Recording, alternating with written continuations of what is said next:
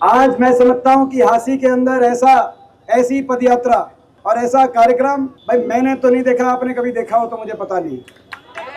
20 साल से जब सरकार में थे तब भी हांसी में बड़े बड़े प्रोग्राम हुए, विपक्ष में थे तब भी बड़े बड़े प्रोग्राम हुए, रैलियां भी हुई और कार्यक्रम भी हुए, आपको याद होगा।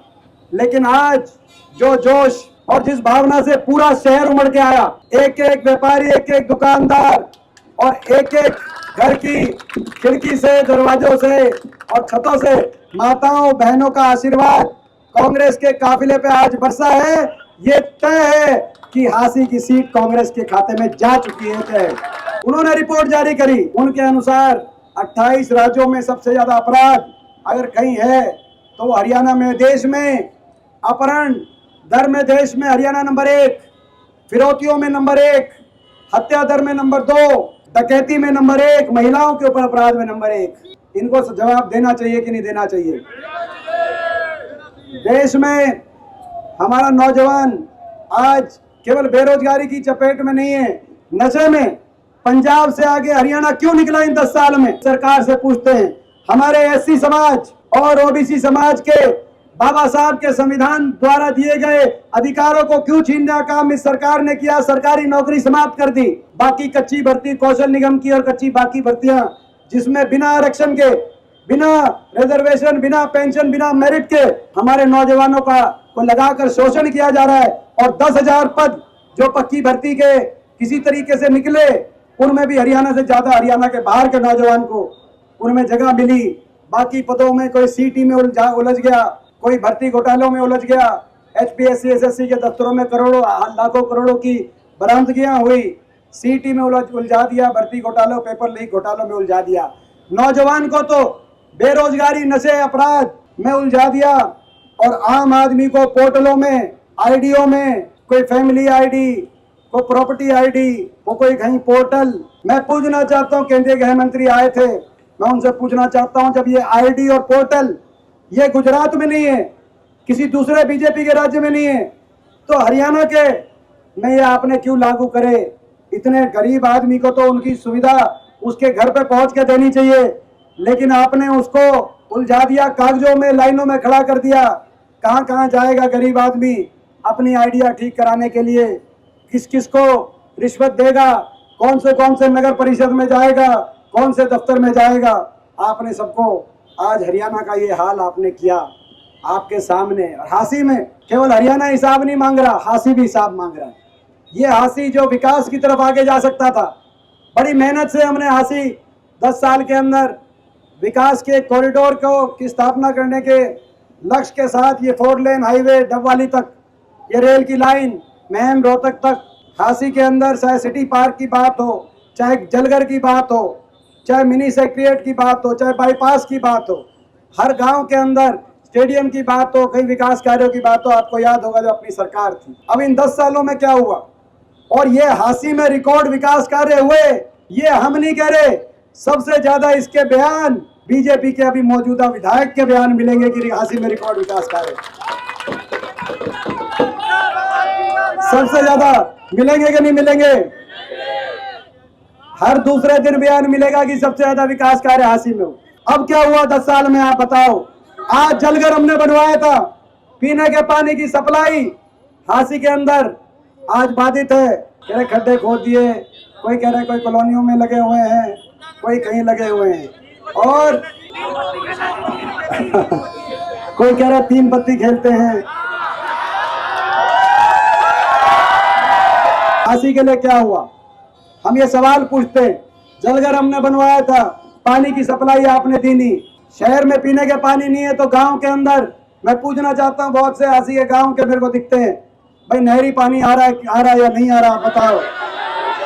गांव में नहरी पानी नहीं आ रहा, शहर में पीने का पानी नहीं आ रहा, सफाई की व्यवस्था ऐसी। मैं आज 11वें हल्के में आया हूँ। 11वें हल्के में जब शहर से निकलते हैं तो किसी हल्के में इतना धूल मिट्टी मैंने नहीं देखी जो आज हांसी के अंदर। ये सफाई की व्यवस्था, आपकी शहर की सफाई की व्यवस्था आपको दिखाई दे रही है। सड़कों में गड्ढे हैं जैसा कि आप बता रहे हो, और अमन चैन शांति का जो प्रतीक हरियाणा था, आज वो अपराध के साये में, हरियाणा अपराध के साये में सबसे ज्यादा अपराध जो ये ग्रोथ कॉरिडोर के लिए हमने विकास के कॉरिडोर के लिए 4 लेन रेल की लाइन, आज वो अपराध का कॉरिडोर आपने बना दिया। फिरौतियों की रंगदारी की कॉल आ रही है, व्यापारियों के पास पलायन करने में मजबूर किया जा रहा है, व्यापारियों को सरेआम हत्या की जा रही है व्यापारियों की, ऐसी स्थिति आपने बना दी। खैर, मैं कहना चाहता हूं आज अपराधियों को, आपको याद होगा जब कांग्रेस की सरकार आई 2004 में, तो कांग्रेस सरकार आते ही अपराधियों का सफाया करके हरियाणा में अमन चैन शांति का 10 साल का शासन हुड्डा साहब के नेतृत्व में कायम हुआ था। और आज भी हम कहना चाहते हैं 2 महीने का समय है इन अपराधियों के पास, 2 महीने का समय है, या तो अपराध छोड़ दो या हरियाणा छोड़ दो। हरियाणा में जगह नहीं मिलेगी इन अपराधियों को कांग्रेस की सरकार आने के बाद। और कह रहे हैं कि हिसाब नहीं देंगे। हमने जब ये 15 सवाल पूछे कि हर वर्ग के साथ इतना अन्याय क्यों, गरीब की सारी स्कीम क्यों बंद कर दी, 100 गज के प्लॉट की स्कीम, टंकी टूटी, पीने के पानी की व्यवस्था की स्कीम, गरीब के घर के वजीफे की स्कीम, मकान की स्कीम, गरीब की सारी स्कीम्स बंद कर दी। हर वर्ग को सड़क पे लाने वाली है सरकार, हर वर्ग को सड़क पे लाने वाली है सरकार, पहली सरकार हुई है। आज ये जो हरियाणा मांगे हिसाब, दिन रात मैं और आप हम लोग मिलकर जो मेहनत कर रहे हैं, रात को 2 बजे सोएंगे, सुबह 6 बजे उठ के दोबारा निकल जाएंगे, दिन रात जो मेहनत कर रहे हैं वो क्यों कर रहे हैं? कोई ऐसा वर्ग नहीं जिसको इस सड़क पे न लाए सरकार ने। आपने देखा 5000 स्कूल हरियाणा के बंद कर दिए गए या मर्ज कर दिए गए, 500 स्कूलों में धरने लगे, छोटे छोटे बच्चे नर्सरी के, फर्स्ट क्लास के, सेकंड क्लास के, पहली दूसरी तीसरी चौथी पांचवी ये बच्चे कितने स्कूलों के आगे धरने चले। हासी में भी धरने हुए, आदमपुर में धरने हुए, नारनौल में धरने हुए, कई धरनों पे जयप्रकाश जी रम गए। छोटे छोटे बच्चों से आपने धरने दिल, देश में ऐसा इतिहास नहीं। बच्चों से लेकर और हमारी बेटियों तक, क्या कसूर था उन बेटियों का, खिलाड़ी बेटियों का जो मेडल लेके आई थी ओलंपिक का, क्या कसूर था? केवल भाजपा के सांसद आरोपी थे, केवल ये कसूर था? उनको जंतर मंतर पे बैठना पड़ा, उनको घसीटवाने का काम आपने किया। और 2 शब्द किसी ने नहीं कहे कि आपको इस देश में न्याय मिलेगा। छोटे छोटे बच्चों से लेकर बेटियों तक, कर्मचारी ओल्ड पेंशन स्कीम के लिए जो बात कर रहे थे उन पे लाठियां बरसाने से लेकर शिक्षकों और सरपंचों तक, किसान 750 किसानों की जान चली गई, किसानों से लेकर और हमारे एससी समाज के भाइयों तक। जब संविधान को कुचलने की बात आई, हर वर्ग को धरने देने पे आपने मजबूर करने का काम किया, हर वर्ग सड़कों पे आया और हर वर्ग को पे लाठीचार्ज करके उनके साथ अन्याय करने का काम किया। ऐसी सरकार आपने चलाई है। 10 साल के बाद भी जब आपके सरकार को के लिए केंद्र से कोई मंत्री आते हैं तो वो एक काम नहीं बता के जाते कि 10 साल में क्या काम किया, वो केवल हुड्डा साहब पे निशाना साध के जाते हैं। वो एक हमारे प्रश्न का जवाब नहीं देके जाते, वो कहते हैं हम कांग्रेस से हिसाब मांगेंगे, ये वो कह के जाते हैं। मैं उनको कहना चाहता हूं, आप तो कह रहे हो हिसाब नहीं दोगे, लेकिन ये हरियाणा है, ये हरियाणा है प्रधान, ये हरियाणा है प्रधान। यहाँ ठगने नहीं देते, हम सच्चे हैं, हरियाणा वाले हम सच्चे हैं, हम सीधे हैं। हम ठगे जाते हैं, लेकिन जब ठगे जाते हैं तो उसका हिसाब हम जरूर मांगते हैं, और हिसाब तो हम लेंगे। आप अगर हिसाब नहीं दोगे, बीजेपी वालों 15 प्रश्न पूछे थे, आज 1 हफ्ता हो गया, 1 प्रश्न का जवाब नहीं दिया। आप हिसाब नहीं दोगे, हरियाणा हिसाब करेगा। लोकसभा में आपको हाफ किया, विधानसभा में हरियाणा आपको साफ करेगा, ये आप कहना चाहते हैं। यहाँ पर एक मैंने अजीब बात देखी, हासी में ये आपस का 36 बिरादरी का प्यार बना रहे, आपस का हमारा भाईचारा बना रहे।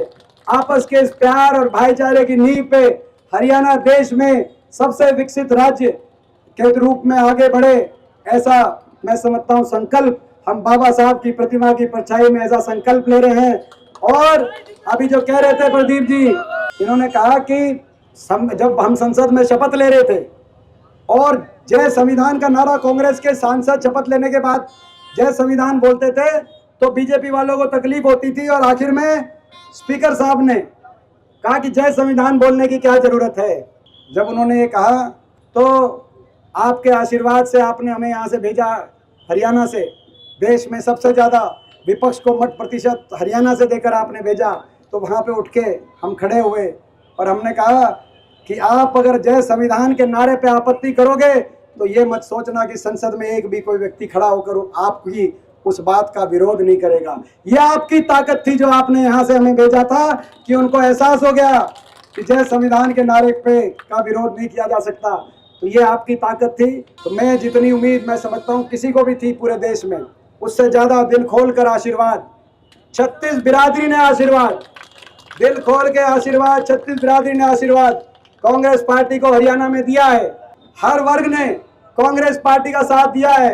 मैं देख रहा हूँ पूरे प्रदेश के अंदर केवल हमारी 5 लोकसभा सीट ही नहीं आई, केवल भाजपा से ज्यादा मत प्रतिशत और भाजपा से ज्यादा विधानसभा सीटों पर ही कांग्रेस को बढ़त नहीं मिली, लेकिन 90 की 90 सीटों में कांग्रेस का मत प्रतिशत बढ़ा है और 90 की 90 में भाजपा का मत प्रतिशत गिरा है। और हर वर्ग ने किसी भी वर्ग के आप बूथ उठा के देखें जहां किसी का वर्ग की ज्यादा जनसंख्या हो, एससी समाज के 7% बूथों में कांग्रेस पार्टी को आशीर्वाद मिला।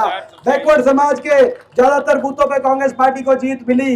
जो हमारे शहरी बूथ हैं, मैं देख रहा था रोहतक से जो सबसे बड़ा पंजाबी बहुल्य विधानसभा क्षेत्र है हरियाणा का, वहां से हर बूथ से लोगों ने आशीर्वाद देकर मुझे जिताकर वहां पर भेजने का काम किया।